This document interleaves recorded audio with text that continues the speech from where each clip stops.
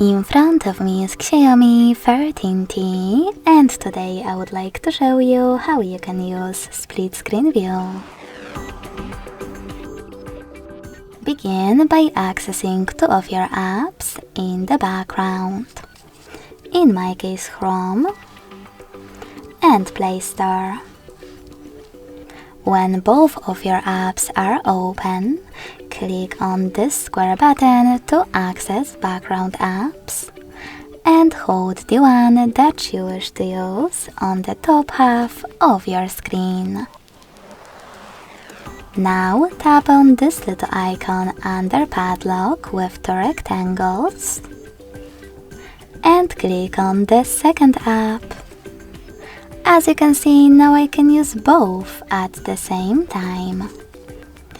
If you wish to go back from this mode, drag one of your apps all the way up or all the way down and click on Home button.